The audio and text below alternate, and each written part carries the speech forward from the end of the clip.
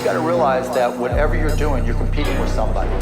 What is it that gives you an advantage over your competition? Whatever you're good at, try to be great at it. And if you're great at it, good things will happen. Maverick Podcast. I'm far from average. That's why I had to come sit down and chop it up with DJ Maverick.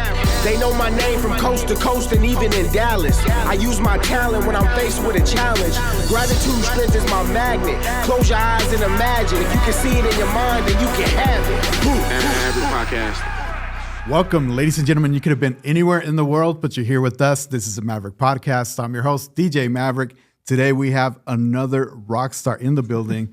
We have filmmaker and also director of OKC Cine Latino, the one and only Rogelio Almeida. Welcome to the podcast. Man, that's an amazing introduction. Before we dive into everything, for the 1% of the people out there that don't know who you are, tell us a little bit about yourself. So my name is Rogelio Almeida. I'm a Oklahoma City filmmaker, and I've been doing film since I can remember. I started, with music first because my father is a musician. He sings, plays the bass, and my uncles are musicians as well. So I was always around music. So my love for the arts first started with music, and then eventually evolved into what I do now, which is movies, music videos, and it's just been a journey to be able to do what I love the most, which is just work with media. And I work at UCO now, and I work with media every day.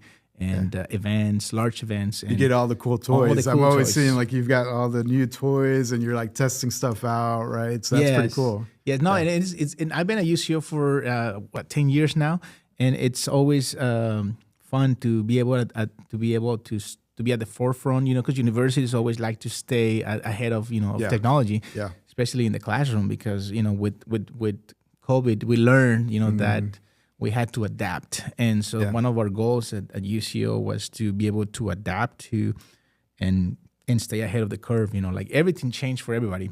Right. But technology, I think like it went just like tenfold, with streaming, with cameras, with audio, video, everything just evolves so fast for everybody. 1,000%. Do you get to steer that ship, and do you get to recommend like, hey, based on what I'm seeing competitors doing or what I'm seeing in this industry, we should buy this gear. We should do 100%. Yes, okay. We're able to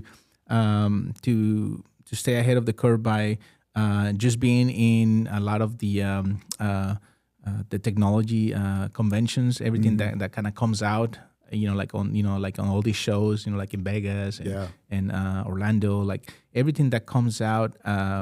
Ahead of time, like all those concept, cameras, video projectors, video walls, everything. We try to, we don't get everything, of course, but we get to recommend. So we have a department that specializes just in that, like the ordering and the testing and all that. But I'm also one of the testers, so I'm able to we get loaner cameras, loaner projectors, things like that. So we're able to get things ahead of time and try them out for the classroom. And if we don't like it, or if they're too expensive, we don't have to buy them. So So OK Cine Latino, 11 years strong. Yes, 11 years with the OK Cine Latino Film Festival. Wow. Man. It's been a journey.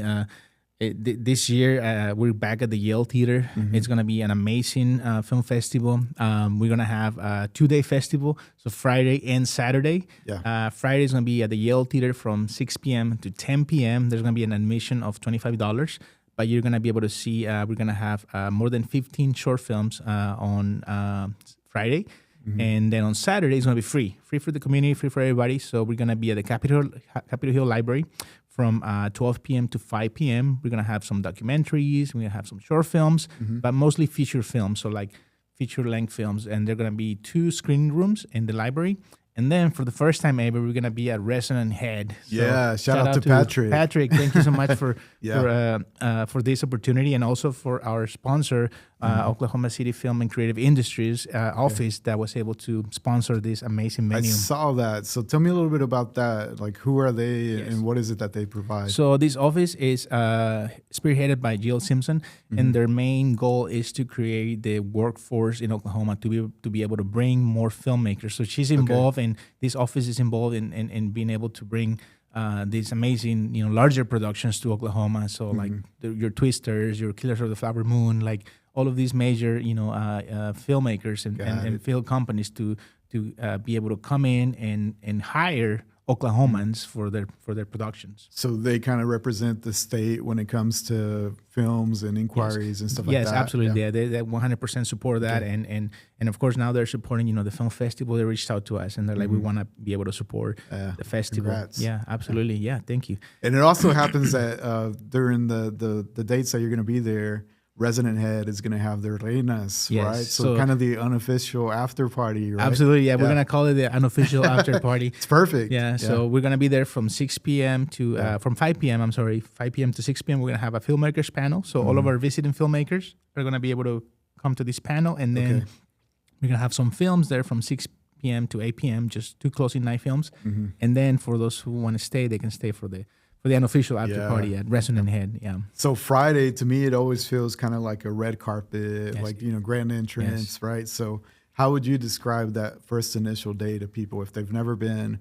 What's the vibe like? Well, why should they attend? Yes, so Friday is going to be sponsored by our one of our partners, Armstrong Bank. So thank you to their sponsorship. It's going to be a red carpet gala. Yeah. You gotta have to dress to impress. They're gonna pull out the red carpet, and we're gonna have basically documentaries, short films, and you're gonna have a little bit of everything. So some drama, some comedy. Awesome. And it's going to be an amazing night to be able to see some of these films are in English and some are in Spanish. But the goal of the festival is to have some type of connection to Latin America or Hispanic culture. So a lot of our filmmakers are from either from Latin American backgrounds, and some of them are even from Latin America. So we have for the first time a filmmaker coming from Peru. Nice. Peru is going to be represented. It's going to be in the house. Their film is called Red Mist, A Portrait of Man. Okay. And it's going to be his first time, visiting Oklahoma as well. And this film is a world premiere. So for those of you who don't know what a world premiere is basically the first time that this film is being shown anywhere in the world as a world premiere. The name states it. Yeah. We also have a few U.S. premieres. So basically, films that is the first time showing all of the United States for the first time, and then we also have a few Oklahoma premieres, which is the first time they're showing in Oklahoma. Yeah. From your perspective, what do you do different with your film festival to make sure that you're getting the right submissions, you're attracting the right talent? Right. No. So you're totally right. The other festivals, when I'm on the other side, when I'm submitting films, it's always a challenge to find you have to find the right festival. It's like when you're shopping for a new car, it's like you have to be able to vibe with the festival, be able to find your niche. And our festival, I think our goal has always been to be family friendly, but also to be able to have those roots towards Hispanic and Latin American culture. Yeah. And so our mission's always been to be able to support and be a platform for some of these newcomers, from some of the new filmmakers. So a lot of our films are also first time filmmakers, and that's one of the things that I think it's all thanks to the jury. Like all of our jurors, we have about 15 people that help us, do the selection process, because we receive over 100 films. Jeez. And they have to watch all of the films. I watch all of the films, but the judges only have to watch about 15, 20 films each. So the list gets trimmed down along throughout the process. Exactly. Yeah. There's at least 3 judges assigned to watch each film, and they rate it, production quality, story, directing, music, so all these different elements. And most of our judges, are filmmakers themselves or are in the industry. So they're either professors of film, they teach film, or they're studying film. They're filmmakers of their, award-winning filmmakers from the film festival. We usually, every year, we invite the winners from the previous year to be a judge. I didn't know if that. they're not submitting a film. Okay. So there's no conflict of interest. Yeah, sure. Yeah. That's cool. Yeah, because I would say that, you're producing this platform where you're giving a stage to people that maybe wouldn't be able to go to a film festival or felt like, hey, my film doesn't quite fit into this film festival. So you're given like this platform, which is huge. And it just goes to prove you've got a worldwide premiere. Yes. Right. So tell me about some of the film submissions and what are you excited about this year? Yeah, absolutely. So Drifting on a Memory is another submission from the director Angel Rubalcaba Jr.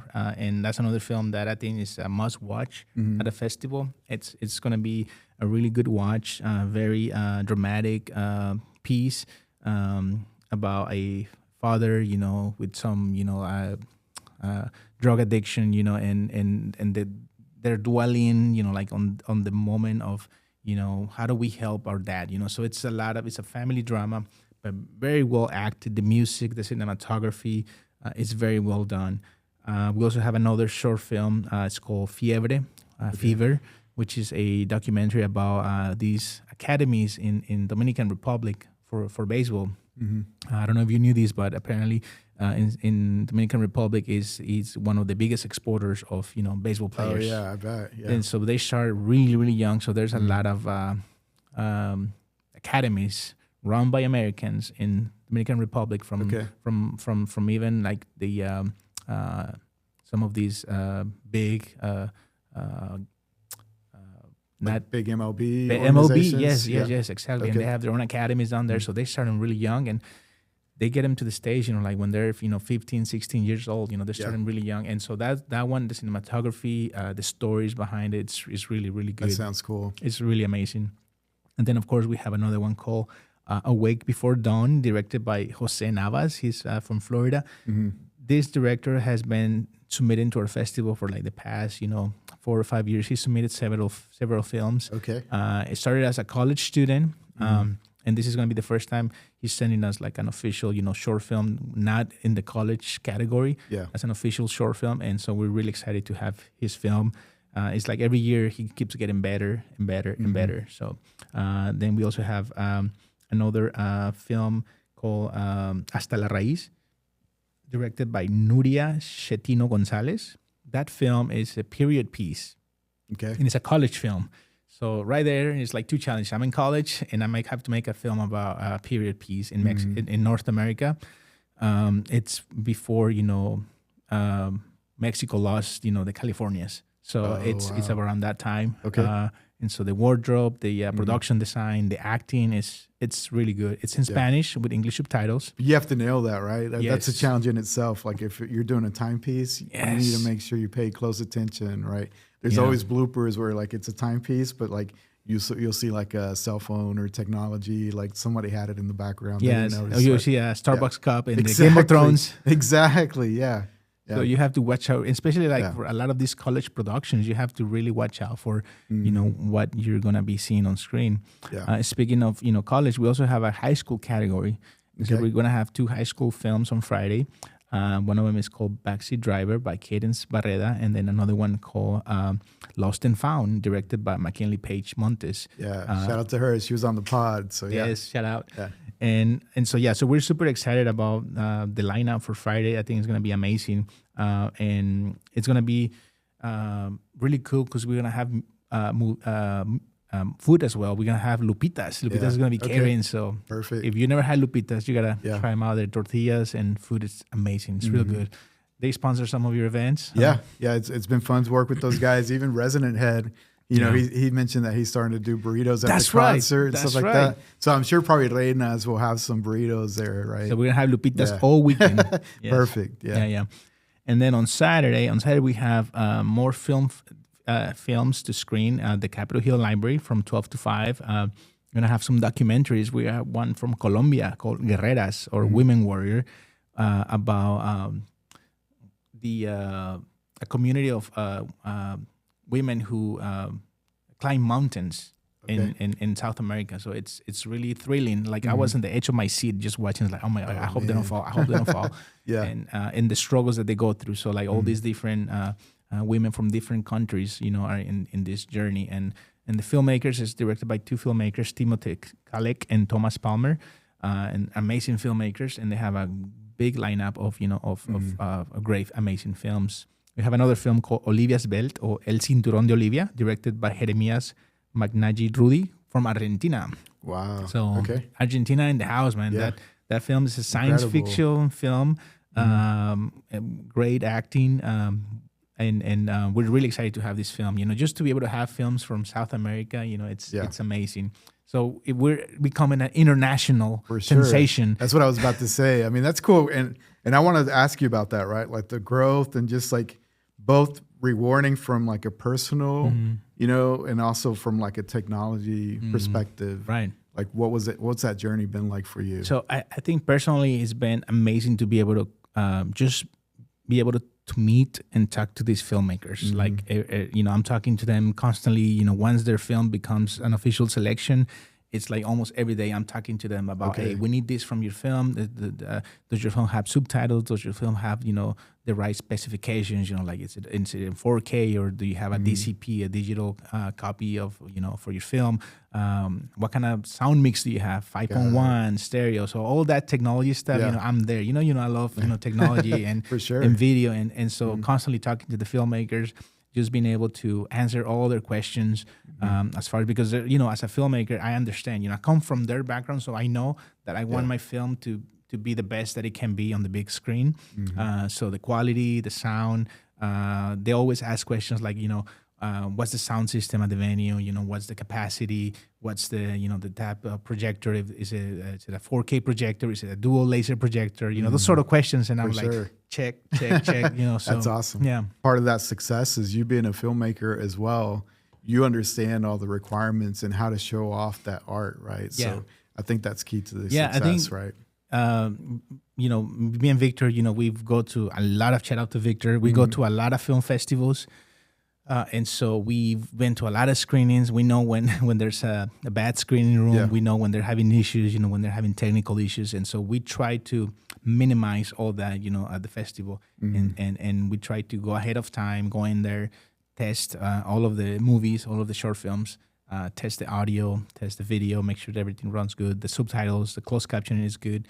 And so we try to really our best, so that the filmmakers that come, the audience that attends the festival have the best experience, watching the films on screen. Yeah. We were talking before we started the pod that one of the things that has been most rewarding for you has been the Film Institute side of things, right? Yes. So tell me about that, and then probably mention some of the standalone students, because you've had students that have been there and you've seen them kind of grow up and get better and better along the way, right? Yeah. So speaking about the Institute, the first person that I reached out to was Victor Caballero. Okay. My very good friend.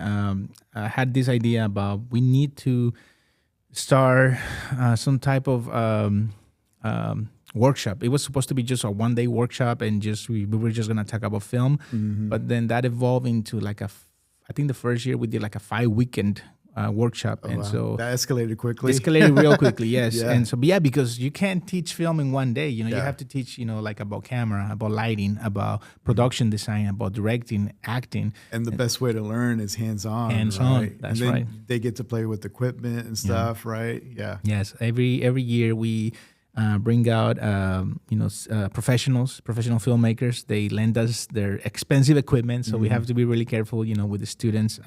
And every year, they come out and they write on their own script. This year we did a little bit different. We had McKinley Page Montes write the script for specifically. We reached out to her. She's a previous student of ours from last year. This is her second year, and so we have a lot of repeating students.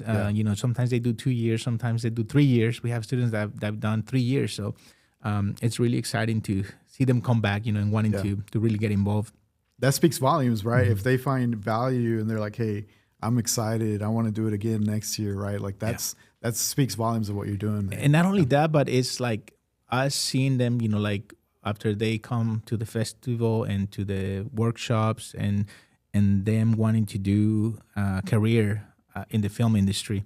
A lot of our students, end up going to OCCC. We have students that gone to OCU. We have a student right now, Daisy, who is doing a couple of short films at Oklahoma City University on 23rd Street. Super cool, man. And she's amazing. And she's written, directed, and producing. We also have another student who was part of the Institute, who's also now doing his own projects.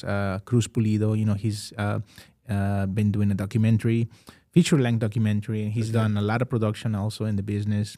And then we have Alejandro Serna, who's also my brother-in-law. Yeah, But shout out to him. He's doing so good, man. He's doing photography, videography, Yeah, music killing videos. it with the music videos. I was about to say he's like killing it with The music videos, videos. man. He's like, it's really good. Like all the stuff that he's putting out, man. It's a big shout out to Sports Alex. also. I saw he's doing sports photography. Yeah. So he does it all, man, and that's so cool to see like our students. And then Julian also he's right now in Italy. Wow. He is in Cesar Tel Studios Academy, and he was also part of the institute twice, and he came out as a mentor this last time, and so he was teaching. I was like so impressed to see him, like he's talking about all these like terms in the film industry now, and put him in to work, like real work, and he's traveling now because of he loves that passion. He's so passionate about the institute and about just the film industry in general, and being able to make that a career. But yeah, every year, there's new students that come through, and that they take the institute and they take what they learn, because it even though it's a film institute, a lot of the things that we teach, you can pretty much put them to use in any other industry. Yeah. It's about responsibility, about showing up. I tell my students, 90% of the job is showing up. That's true, especially in the creative realm. Yeah. I think just, being on time, being professional, being easy to work with, that'll return into like, future projects, right? Absolutely, yeah. Yeah. I think one of the things that I've been thinking about lately is legacy. I don't think I never thought about legacy that way. I think if I were to leave a legacy, it would have to be, that I made a difference, that we made a difference, with the institute, with the festival, that we left people a little bit of knowledge about what a film festival is. And if we touch the lives of students, and we planted the seeds about what they might do in the future, as a career, for a film director, an actress, an actor, or a director of photography. It would change the lives even slightly. I mean, you already have. You already mentioned like a bunch of students that are just moving on, right? So that's really cool. Yeah. So I think that is a legacy, and of course, my family, my kids, like the one day they look back and be like, oh yeah, I'm proud of my dad. He did something for the community. He did something that he loved more than anything. Like I think you have to go out there and do what you love, and don't look back. Just stay on track, and always try to be that person of change, that person that tries to change for the good, for the better. And start with whatever equipment that you have with, right? Exactly, yeah. Every year, I'm just amazed. I don't know how you feel, but I kind of feel like cameras are plateauing from a technology perspective. Yeah. Last time you were here, we were talking about what would be your dream camera and what you would want it to have, right? And I told you I would want internal storage. Yeah. Sigma did their camera with internal storage. The other thing that I want in a dream camera is a variable ND built into the camera. I don't know why nobody has done that. Fuji does it in their X100 series, but like to me, those are like easy things. Well, let me tell you, Blackmagic has a camera that has internal ND filters. Yes, okay. It's a 6K. It's a Blackmagic Cinema Pro Pocket Pro 6K, and they have internal ND filters. Dude, that should be like standard. It should be a standard, yes, especially in photography, cinematography. And the reason a lot of cameras don't do that is because, they have to add more room for the filters and digital ND filters. So it takes, time to put those in. But I remember especially all those ENG cameras, like all those broadcast cameras, they all have internal ND filters. So the technology is there. It's there. They just have to adapt it to smaller bodies like DSLRs or mirrorless cameras. Yeah, because I'm okay with the camera being a little bit bigger. Yeah. I feel like we've gotten to a spot where they're small, right? Yeah. But do you feel like the technology has plateaued or no? I think to a certain point, I think there's some type of a gatekeeper that's kind of keeping technology because I like Sony out of the blue came out with the A7S, like 10 years ago, I think. And that was like a big breakthrough. Like no camera had done that before. And then they came out with the A7S II and then the FX3. Right, but the FX3 has been around for how many years 5 years now. And it's like 5 years. Nothing new. Like that's just, I mean, it's a standard. It's a great camera. Yeah. But I feel like there hasn't been any evolvement there. Yeah, so I think you're right. I think the next step will be to have like ND filters in those, like really smaller cameras. Yeah.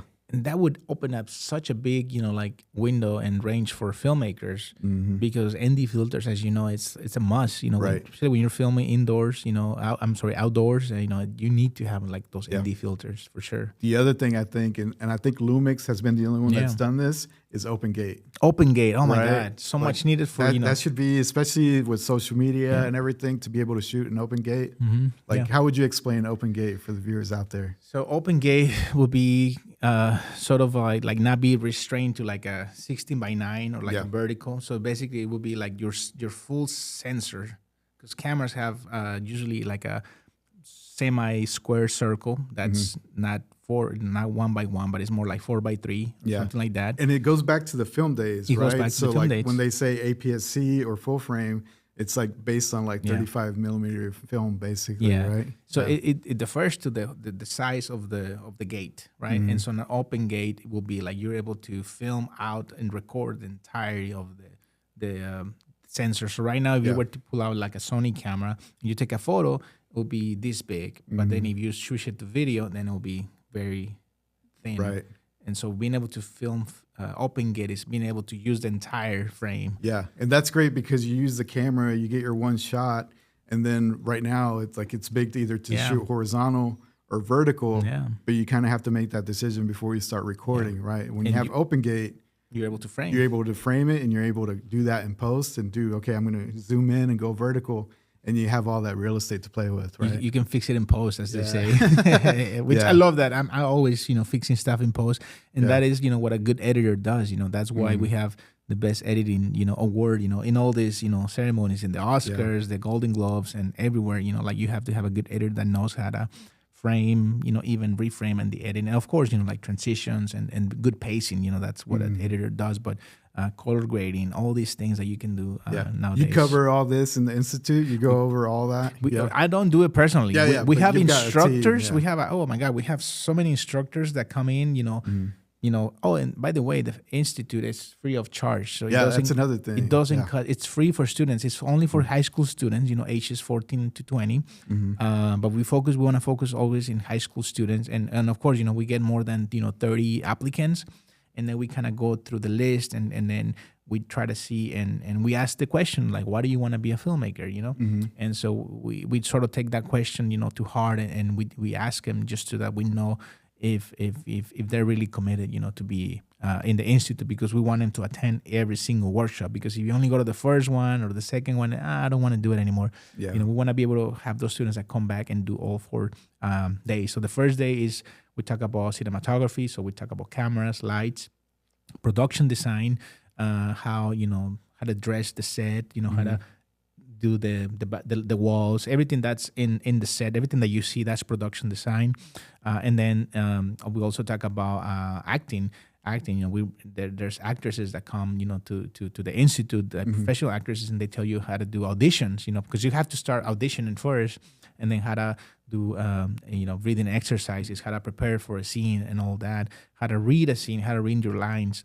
We also have music composers, that people that come in and they teach us how to do music, the importance of music, sound, sound effects, Foley, all of that stuff, the history of sound. Yeah. So it's very complete, very hands-on. And then on day 3, we go and film the short film.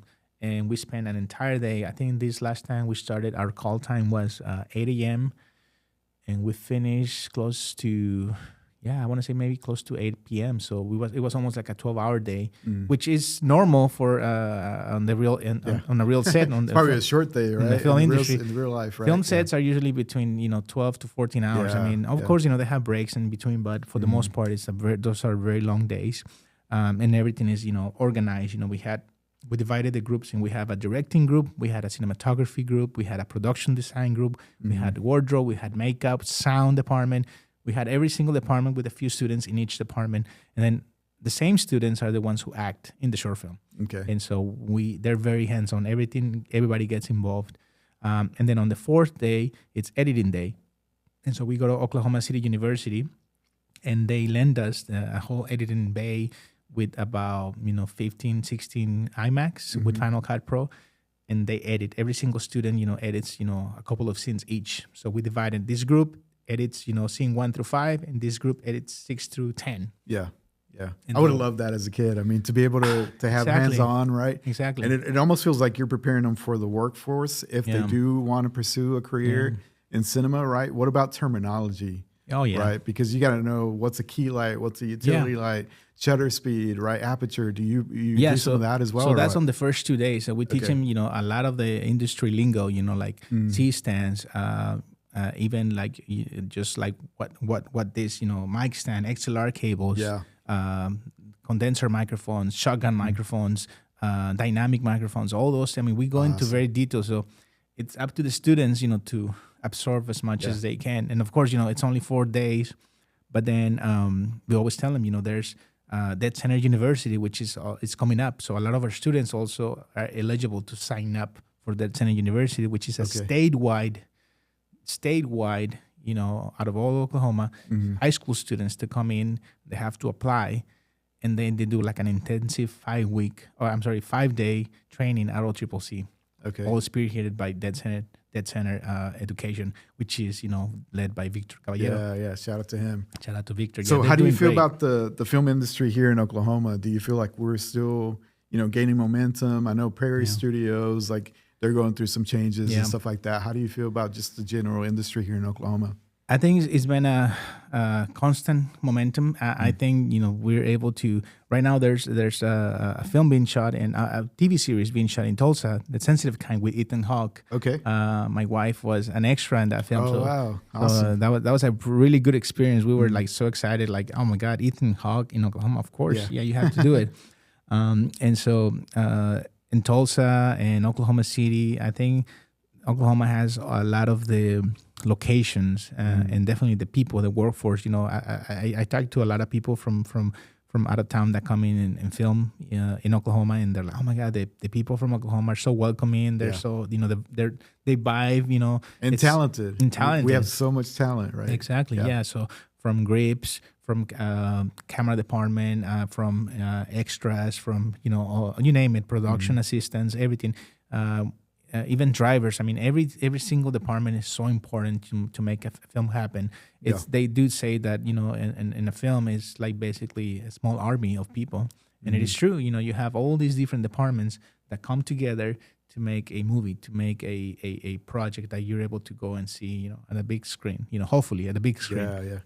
I always like to ask you. You have a better pulse than I do on the movies coming out. So what can people look forward to? What's some cool movies that are about to come out? Oh my God! Because I feel like it's been a little bit slow, if I'm being honest. But I don't know. I mean, honestly, that like the good movies, the ones that I think are my favorites, usually start coming out in May at the Cannes Film Festival. Yeah, because that's where the some of the big contenders came out last year. So Anora, which was a big contender, came out of Cannes last year in May, and so it took almost a full year, to come full circle, at the Oscars and win Best Picture, Best Director, won Best Actress, Mikey Madison. So although it feels like these films come out of nowhere, like they've been going through all the film festivals, They go through a lot of festivals, and of course, Sean Baker is probably is my hero right now. He's like the independent king of filmmaking. Yeah. He started out, and he still does pretty small films. I mean, he says that Anora only cost him $6 million. It's a lot of money for for anybody. Is that considered low budget? It's now? super low budget nowadays. Wow. Yeah, super low budget. I think like even like so they were saying, I don't know if you recall, but whenever Joker, the first one came out, that was a $40 million budget, and that at that time when it came out, it was the lowest budget for a super hero. It's not a superhero, but a comic book movie. Yeah. And so so Sean Baker right now it's killing it, with Anora, the Florida Project, Tangerine, and he's shot movies on iPhone, he's shot movies on digital, on film. He does it all, and he does it very, very well. So I think the industry right now, especially here in Oklahoma, I think it's coming to a point where we are developing the workforce, and I think that's where it starts. It starts at the bottom, workforce, developing the talent, your camera operators, your editors, your sound departments, everybody that works, in a film set knows that there's there's a process, there's a momentum that you have to get into, and eventually you'll get an opportunity when the production comes into town, and so you just have to be ready. Yeah, and I feel like we're on the radar now, right? Like it doesn't feel like strange probably if somebody finds out, hey, that film is being shot in Oklahoma, especially with the big movies that have been filmed here, like Killers of the Flower Moon, stuff like that. Like, Twisters. Yeah, like now Oklahoma is on the radar, I would say. Absolutely, yeah, and it's honestly it's cheaper to film in Oklahoma than in other states. That's why a lot of people from LA come to Oklahoma to film, because it's way cheaper to hire labor here, and it's we're hungry for those opportunities, for having those big productions, come to town. Like when Twisters was here, like I know so many people that worked on Twisters, like in different areas, in different departments, even in catering and in wardrobe, and so those big films bring a lot of jobs to Oklahoma, and they bring a lot of opportunity as well. Yeah. What about you on a personal level? Are you working on any films or anything? So right now I'm working with my wife. She's working on a script that we're hoping to film in the next year or so. It's going to be shot in Mexico. Wow. It's going to be a drama. She's going to write it. She's going to direct it. And it's going to be in Spanish? It's going to be in Spanish. En Español, yes. Nice. In Mexico. So it's going to be a big challenge, but if not the first rodeo. So So was she into film before you met her, or you kind of like I think had a bad influence on her? Or? I think I might have influenced her just a little bit. Okay. She's always been, and that's one of the reasons, we fell in love. She loves film, I love film, and we spent hours and hours talking about film. And her favorite films are French New Wave cinema films. Okay. So a lot of the classics from France in the 60s and 70s. I love French cinema as well. I love Mexican cinema, and so it's just, I think one thing led to the other, and then obviously me being in so many sets on so many films, and then just being around the film community, I think that also inspired her. She's always been a writer. She always wrote poems, and she started writing a couple of scripts, but it wasn't until Dead Center gave her an opportunity to write a film, and then she won. She won out of all the contestants. Awesome. She won the best script, in her class. So and that's the film that we're gonna shoot in Mexico. So, cool. This year or when? I don't know, man. It depends. It depends. It's a process, as you know. Every project is a huge undertaking, and so we're hoping that in the next year or so we're able to go and film that short film. Okay, I'm gonna put you on the spot, and if you don't know the answer to this, we can cut it out. But why do you think the Mexican film industry hasn't been as strong as it was back in the day, right? So you think of what they call La Época de Oro or whatever, right? Like huge films, like super artistic, lots of cool actors, right? It was like big industry for Mexico. Why has that kind of, it feels like it's fallen over the years? Oh yeah, and especially if you look at the, they're making more films, and that's good, just making films. But I think there's only a few directors that you can point out. You have your Alfonso Cuarón, Guillermo del Toro, Iñárritu. Everybody knows them. Right. But then what about all the other filmmakers, right? What about all the other people that are making films? But I just think that it's just with the culture and the situation in Mexico, like all the violence and everything that's happening over there, a lot of it has changed. One of the reasons that the golden age of cinema in Mexico flourished so much is because it was during around the time of World War II. Okay. So a lot of the studios in Hollywood stopped producing so much movies, and so that gave the tools to Mexico to pretty much put it in fifth gear, and then start putting out so many films around that time. Got it. And of course, it was a different time. It was also before television, so people didn't have many television sets, so they would have to go to the movie theaters and watch films. So that kind of happened around the 30s and 40s in the U.S., and then in Mexico it kind of came out a little bit later. But I think, from my perspective, that the golden age of cinema ended because of the television set, and because in the 70s and 80s in the States, science fiction films became the blockbusters. So I think the blockbuster, when Jaws, Star Wars, all those films came out like in the late 70s, early 80s, that changed the whole game. Yeah, it's about special effects. It was and all about everything. special effects. It was all about like the new thing. So it was like the new toy, the new, what's the new superhero, And then in the 2000s, we became with the whole, superhero market, the comic book movie. And that's, I think we're getting tired of it. I mean, if you look at the numbers, comic book movies are not, as they used to be, in the past. And it's always like a remake, right? It's always a remake. like, how many times can you remake something, right? yeah. Come up with something new. Exactly. Right? I think we're coming out with the 6th Jurassic Park movie, I think. Yeah. That I always wondered about that because when it comes to, Mexican cinema, the theory that I had was that telenovelas was kind of what drove that, right? So they focused on that. And then, I don't know, telenovelas is still pretty strong, I would say, for Mexico. But that was my theory, so I wanted to ask But you. not as much anymore. I think like novelas have definitely even come down as well. I think now the miniseries is what's doing. I mean, I think Mexico is doing really good in miniseries. Like they have a lot of good shows, and even like the big studios they're eyeing Mexico now. So I don't know if you heard, but Netflix is now announced like a big investment, in Mexico. That was my next question. And so that's gonna give. Hopefully, my hope is that a lot of independent new filmmakers, because Mexico has some of the best film schools, in Latin America. A lot of great filmmakers have come out of there.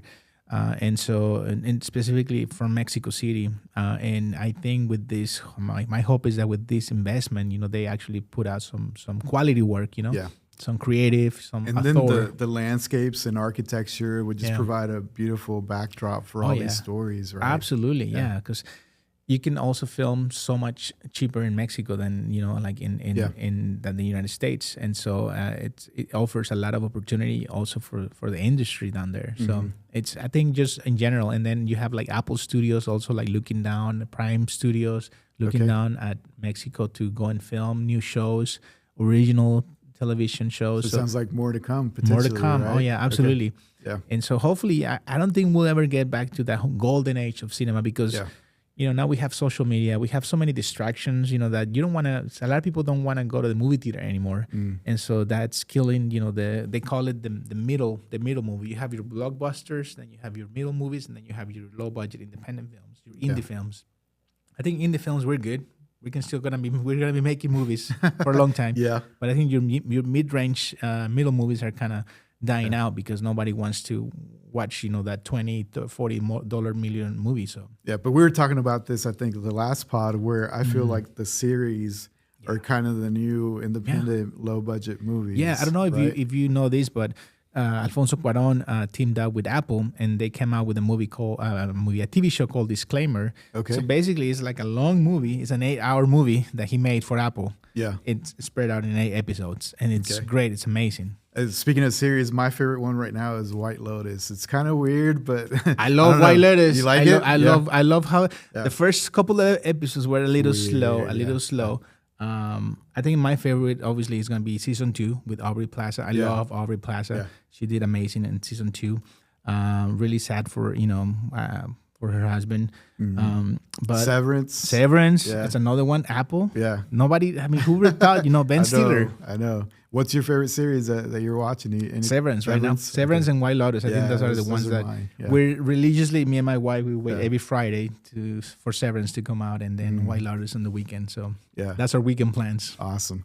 Cool. Well, I think, we already covered the festival. It's always good to talk about everything.